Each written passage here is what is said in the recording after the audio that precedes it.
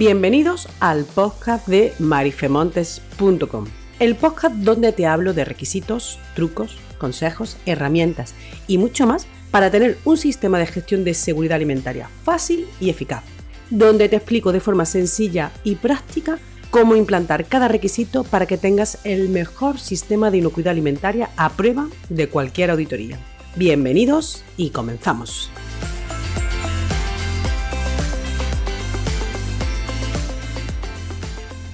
Hoy vamos a hablar de un tema que, aunque muchas veces pasa desapercibido en la industria alimentaria, tiene una gran relevancia, y me estoy refiriendo al aire comprimido. Piensa por un momento en una planta de una industria alimentaria donde estamos utilizando aire comprimido para el soplado de unos envases, o para el transporte de un producto por una tubería, o para la inducción de una máquina de producción, o para una limpieza a presión, pero ¿estamos controlando realmente ese aire que está entrando en contacto directo con toda esa superficie o con esos ingredientes o alimentos que estamos nosotros fabricando? Bueno, pues de eso es lo que vamos a hablar, de cómo este aire comprimido puede afectarnos a la inocuidad alimentaria, cómo puede afectar a la calidad de los alimentos, qué normas son las que nos van a regular este aire y qué controles debemos de implantar. Así que vamos a ello. Vamos a comenzar pues viendo un poco cuál es el contexto normativo. Me refiero a qué nos dicen estas normas como es IFS, BRC o FSS 22000 con respecto a este requisito del aire comprimido.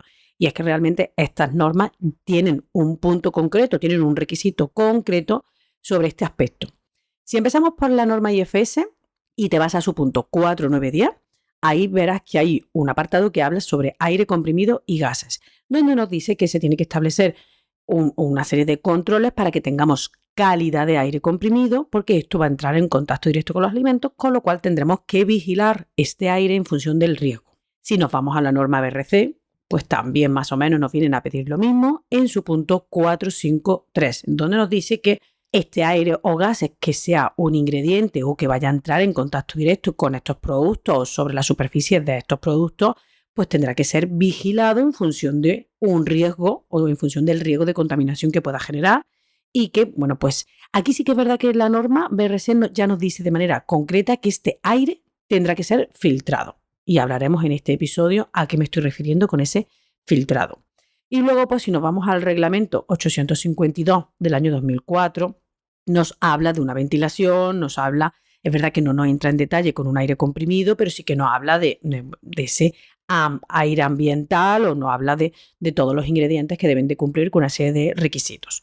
Y si en este caso pues también nos vamos a la FDA, es verdad que yo en mis episodios estoy un poquito más dirigida siempre a la Unión Europea y a toda la legislación que nos regula dentro de la Unión Europea, pero bueno, en la FDA en Estados Unidos sí que hay de forma explícita requisitos en su legislación en el que nos dice que tenemos que tratar en función del riesgo todos estos aires o gases comprimidos que tienen que ser filtrados, que tienen que ser secados en su punto de uso y además nos habla expresamente para evitar la proliferación de listeria, con lo cual, bueno, pues ya sabemos realmente de que el aire comprimido pues tiene que ser o estar regulado por este tipo de normas. Pero ¿qué peligro realmente tendría ese aire comprimido? Porque es verdad que primero tenemos que saber qué riesgo estaríamos asumiendo, qué peligro nos pueden ocasionar para que luego podamos planificar esos controles, ¿no? Y en este caso, es verdad que entendiendo este marco normativo, pues sí que nos dice que tiene que ser evaluado el riesgo. A veces pensamos que el aire puede estar limpio, el aire es totalmente invisible, que es el aire que estamos respirando, que lo mismo da comprimirlo o no, y que bueno, pues vemos que nuestros equipos pues están perfectamente o a priori perfectamente mantenidos y no sospechamos que puedan aparecer peligros, pero sí que hay determinados peligros que, bueno, en función ya de la situación en la que nos encontremos, evaluaremos su nivel de riesgo. Primer peligro que nosotros podemos encontrar en el aire comprimido es la presencia de partículas sólidas, ¿vale? En este caso, ¿por qué? ¿O de dónde nos vendrían estas partículas sólidas? Pues nos pueden venir del polvo ambiental, nos pueden venir de óxidos que se están desprendiendo de las tuberías de tu circuito que genera ese aire comprimido. Se pueden generar por restos de gomas o plásticos que tengamos en las distintas juntas que se van deteriorando dentro de todo tu circuito. Pueden ser también microorganismos en suspensión como bacterias, moho, levadura, ¿vale? Que, bueno, ahora veremos que son partículas sólidas, pero bueno, dentro de la clasificación microbiológica. Y por otro lado podemos ver que, bueno, pues también este peligro físico puede generar contaminaciones sobre nuestros alimentos. Y además estas partículas físicas, por eso te he incluido ya el tema del microorganismo, pueden ser vehículos de contaminación microbiológica, con lo cual es un peligro que debemos de considerar. Otro peligro que debemos de considerar que también es relevante es el agua y la humedad. Es decir, que el aire va a contener vapor de agua, pero cuando este aire se comprime, la temperatura sube, después se enfría en nuestro circuito, ese vapor se condensa y ahí es donde tendríamos esa humedad. Pero claro, esta humedad, ¿qué problema tendría? Bueno, pues el primer problema que me genera en ese aire comprimido es la presencia microbiológica, porque ya sabemos que la humedad es uno de los factores claves para la proliferación de microorganismos, con lo cual si ya en tu circuito estás teniendo condensaciones, pues ya por deducción va a ser un hábitat ideal para la proliferación de bacterias, de mohos, de levadura, con lo cual tenemos que tenerlo en cuenta. Pero también me puede generar otros peligros como puede ser de calidad, es decir, si nosotros estamos usando un aire comprimido para empujar a un producto seco y ese aire tiene humedad, pues me va a contaminar, va a provocar apelmazamientos de estos polvos, de estas harinas, es decir, que me afecta, ¿no?, a la calidad también del producto que estamos manipulando. Y por supuesto también afecta a la seguridad o a la inocuidad alimentaria porque ese vapor, ese agua, esa humedad que estamos arrastrando en el aire comprimido nos puede alterar la vida útil, por ejemplo, de los alimentos que estamos procesando y que entran en contacto con esa contaminación, ¿no? Pero hay un tercer punto que sería también el aceite. Y es que muchos compresores utilizan lubricante y parte de estos aceites pueden pasar al aire comprimido en forma de vapor o de microgotas. También es verdad que cada vez más, por supuesto, en una industria alimentaria se usan compresores libres de aceites, pero todavía podemos encontrarnos compresores antiguos que tienen este peligro.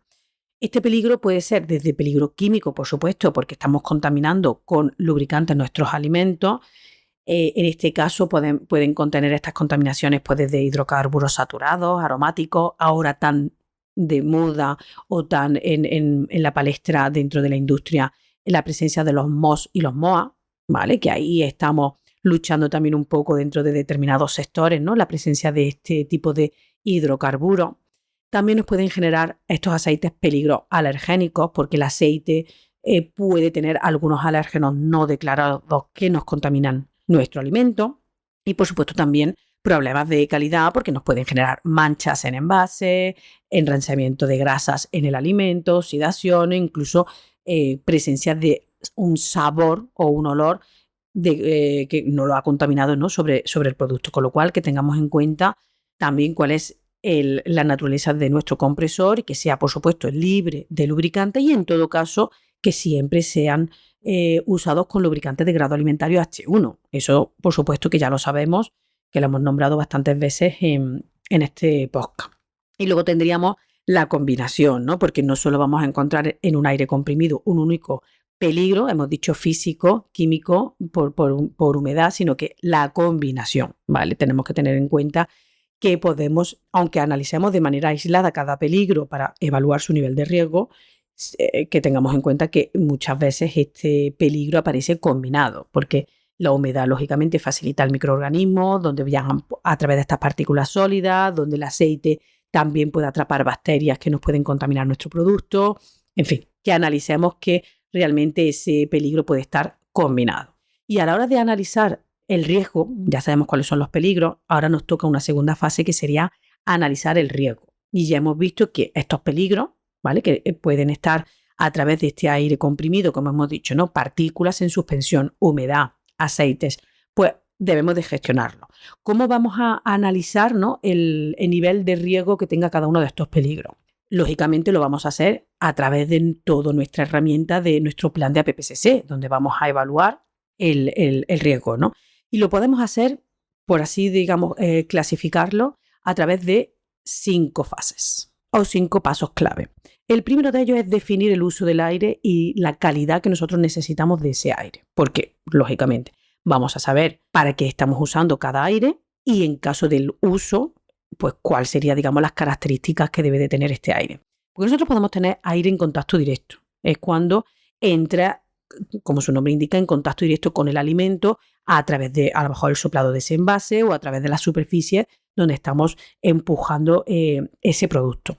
Podemos tener ese aire en contacto indirecto, porque me está moviendo máquina, me está moviendo pistones y en teoría, bueno, pues este aire no tiene mayor riesgo para la inocuidad alimentaria y, bueno, pues no tendría por qué ser considerado a priori dentro de nuestro plan de APPSS, a no ser que identifiquemos el riesgo de posible contaminación cruzada. Luego podemos tener aire sin contacto, que ya es aquel que está fuera de nuestras instalaciones, y este sí que es verdad que puede estar en talleres, para limpieza a presión de determinadas maquinarias, pero bueno, no en zonas críticas, y este realmente pues no nos afecta. Es verdad que este primer paso en decidir qué tipo de aire tenemos, quiero hacerte ya, o quiero ya nombrarte que hay una norma ISO que me está clasificando, ¿vale? Porque hemos dicho definir el uso y la calidad. Pues para definir la calidad ya te nombro que hay una norma ISO que sería la 8573, que es la que me va a clasificar la calidad del aire según su uso. Por regla general, en una industria alimentaria ya a priori te digo que deberíamos de usar un aire que según esta norma ISO nos lo clasificaría en el 121 o en el 141. Y ahora un poquito más adelante te diré qué significan estos números. Luego, como segundo paso es identificar los peligros potenciales. Aquí sería, bueno, pues pensar qué puede salir mal en el uso de mi aire. ¿Qué puede salir mal? El aire va a traer polvo, va a traer bacterias, va a traer humedad, se pueden introducir a través de esa lubricación pues aceites o microgotas de aceite. Las tuberías que nosotros estamos teniendo para conducir ese aire pueden liberar óxidos, gomas, condensaciones. Los filtros pueden estar saturados, pueden estar contaminados, pueden convertirse en fuente de contaminación, con lo cual tenemos que evaluar todos estos posibles focos de lo que podría ocurrir, ¿vale? Para que nos contamine el aire. Como tercer paso sería evaluar el riesgo, es decir, oye, ahora yo tengo que combinar, porque el riesgo ya sabemos que es la combinación entre la probabilidad de que ocurra con la gravedad de que estuviese ocurriendo, o la gravedad o la consecuencia. La probabilidad va a depender de la calidad de este aire, del diseño de nuestros circuitos, del estado en el que estén estos circuitos, del mantenimiento que tengamos de toda nuestra instalación, incluso de la ubicación de este compresor por ese aire ambiental. Recuerda que el compresor va a tomar el aire ambiental para comprimirlo, con lo cual la probabilidad va a depender de todo esto. Debemos de analizar todas estas situaciones. Y la gravedad la vamos a medir en función del tipo de producto y del uso que se le esté dando. No es lo mismo una partícula de óxido en un pistón que nunca va a tocar el alimento, pues que tendrá una gravedad baja, mientras que una partícula o un biofilm generado en nuestras instalaciones que se proyecte sobre un envase que vamos a limpiar para luego envasar una ensalada lista para consumo, donde ahí la gravedad va a ser mucho mayor. Con lo cual, en función de esta gravedad y de esta probabilidad, determinaremos el nivel de riesgo. Y en función de ese nivel de riesgo es donde nosotros, en nuestro paso número 4, en nuestra fase número 4, vamos a establecer las medidas de control. Es decir, yo ya he identificado todos estos focos posibles de contaminación. Ahora ya tengo que establecer medidas de control, como por ejemplo el diseño adecuado de todo este circuito desde el inicio, analizando bien todas estas curvas, todos los puntos muertos, todos los posibles condensaciones que se generen. Voy a establecer medidas de control en el secador, que me está eliminando esa humedad que hemos dicho que sería uno de los peligros. Voy a instalarle filtros en serie, y esto es un punto muy importante y además está regulado, por ejemplo, la FDA está regulado, donde nos dice que el último filtro en el punto de uso tiene que ser inferior a 0,3 micras, es decir, que ya ahí tenemos un requisito muy específico que nos está determinando la FDA. Voy a establecer también medidas de control en el uso de lubricantes, en este caso H1, para evitar esa contaminación química. Voy a implantar también mantenimientos preventivos que los voy a documentar. Recuerda que al final todas estas normas me piden que todo quede evidenciado, es decir, documentado, para que tengamos claro que estamos llevando a cabo todas estas medidas de control. Y un punto final que es muy importante y que no siempre lo tenemos en cuenta es la formación del personal de mantenimiento. Es un error que cometemos muchas veces y que puede ser crítico porque, bueno, estaríamos manipulando incorrectamente todos estos equipos, estaríamos modificando lo que teóricamente o a priori hemos analizado por probabilidad-gravedad. Si al final llega una persona o llega un puesto de trabajo y no está bien formado, pues nos va a modificar ese riesgo porque nos lo va a incrementar. Y ya como fase 5 sería verificar todos estos controles. No basta con que implantemos los controles, sino que tenemos que demostrar que lógicamente están funcionando. ¿Cómo lo podemos hacer? Bueno, pues lo vamos a conseguir implantando muestros periódicos de este aire que nosotros estamos usando, este aire comprimido, pues por ejemplo analizándole las partículas, analizándole la humedad, si hay presencia de aceite, a nivel microbiológico también dentro de la industria alimentaria, no lo olvidemos. También lo podemos hacer con auditorías internas de nuestro circuito. Hacemos una inspección interna de todo nuestro circuito para poder identificar si hay puntos de riesgo, o equipos de medición en línea, donde ahí ya me están dando, ¿vale? Hay empresas que nos vienen a medir la calidad del aire, pues a nivel de presiones y demás, para saber si este aire está empeorando o no. Estos filtros que nosotros hemos colocado en nuestras instalaciones, que tienen normalmente sus manómetros, nos van a ir dando su nivel de saturación, con lo cual es una forma de medir que nuestro aire está o no en condiciones para ser usado. Ya te he nombrado que hay una norma ISO, que no es de obligado cumplimiento, pero sí que es verdad que esta norma ISO no determina la calidad del aire. La norma es la 8573, en la que bueno, pues nos viene una serie de requisitos para determinar cuál sería la calidad de este aire. Te he dicho que, bueno, que normalmente en la industria alimentaria deberíamos de usar aire 121 o 141. ¿Y estos números qué significan? ¿Vale? Son 3 números. El primero de ellos lo vamos a encontrar en una tabla que tiene ya esta norma. El primero de ellos nos habla sobre las partículas sólidas y nos va a venir una tablita en función del tamaño de partícula y la cantidad de partículas de ese tamaño que vamos a tener dentro de un metro cúbico de aire, pues ahí nos va clasificando el número. Es decir, si yo he dicho el aire 121, ese primer 1 lo que nos dice es que vamos a tener menos de 20.000 partículas de un tamaño inferior a 0,1 micras, ¿no? O menos de 400 partículas para tamaños de 0,5 micras. Es un poco complicado, ¿no? de leer la tabla, pero bueno, en los apuntes, como siempre te digo, en los apuntes, si te descargas los apuntes de este episodio, pues ahí va a tener la tablita y lo vas a entender mucho mejor. Son 3 números. El primero hemos dicho partículas sólidas. El segundo número sería la humedad. Esto sería la humedad o digamos el punto de rocío a presión, ¿vale? Te he dicho que sería un 2 o un 4, dependiendo un poco del uso que le vayamos a dar de este aire, con lo cual un aire 121 va a ser un aire seco, porque va a tener un punto de rocío mucho más bajo, mientras que un aire 141 va a ser un aire húmedo, pues si lo vamos a usar para industria húmeda, pues no tiene mayor importancia, evitaríamos o no tendríamos la necesidad de secar a un nivel superior el aire que no tiene utilidad ninguna. Y ese tercer número que sería, ese tercero sería el contenido en aceite.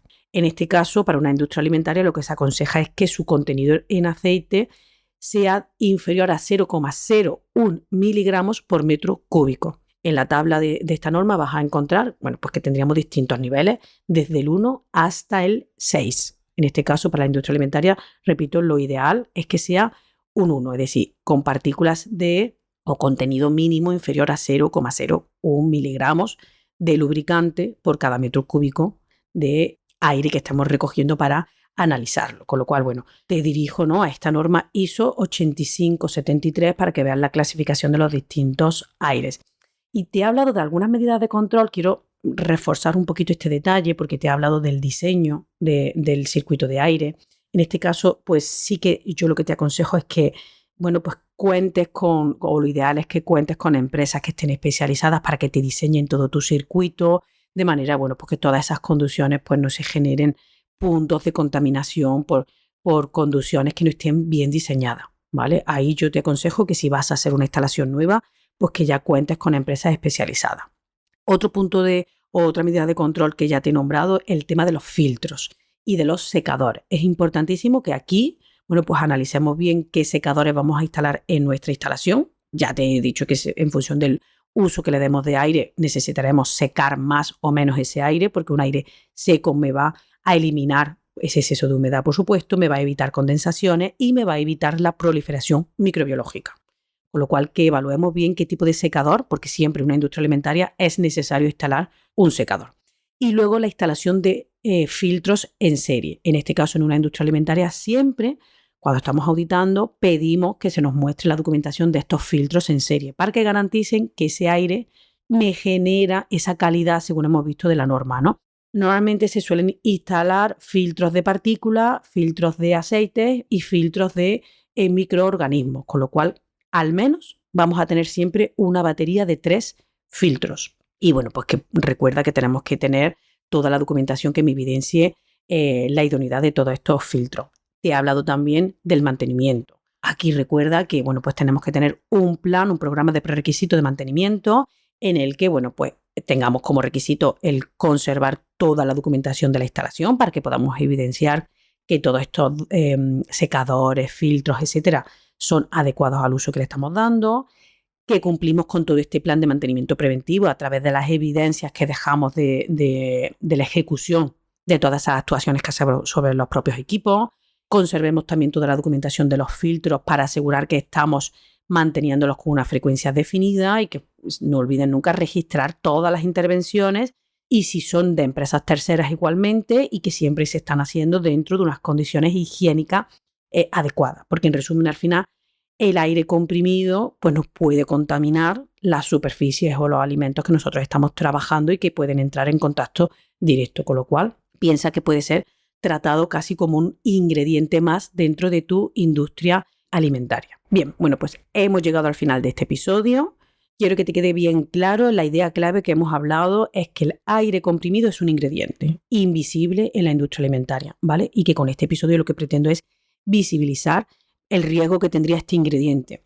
No lo vemos, no lo tocamos, pero está presente en muchas fases de este proceso. Viene en el soplado de envases, en el transporte de productos por tuberías, en el propio funcionamiento de la máquina, incluso en tareas de limpieza. Y precisamente es invisible, lo olvidamos, y olvidamos que tiene que tener un mantenimiento detrás para evitar problemas de contaminación, problemas en la calidad de este aire o incluso brotes de enfermedades que, bueno, pues ahora nos estaríamos acordando de que no hemos mantenido correctamente este aire. Ya hemos visto a lo largo de este episodio que hay requisitos específicos en normas internacionales como es BRC, como es IFS. Ya te he hablado sobre los peligros que podemos encontrar, tanto a nivel de partículas, agua, aceites o peligros microbiológicos, y la importancia de tener un buen diseño de todo tu circuito, de la instalación de todos estos filtros, del uso de lubricantes y de un mantenimiento preventivo riguroso. Y que por supuesto todo esto quede documentado para que podamos evidenciar ante una inspección o ante una auditoría que lo tenemos todo correctamente. La gran conclusión a la que llego es que el aire comprimido es un recurso que tenemos que controlar dentro de nuestro plan de APPCC. Así que sin más, espero que este episodio haya sido de tu interés, hayamos entendido un poquito más o hayamos dado la importancia que tiene a gestionar el aire comprimido en tu industria alimentaria. Si ha sido así, te agradezco que me dejes algún comentario, que por supuesto me votes con la máxima puntuación desde la plataforma que me estés escuchando y que nos escuchamos la semana que viene. Un saludo. Chao.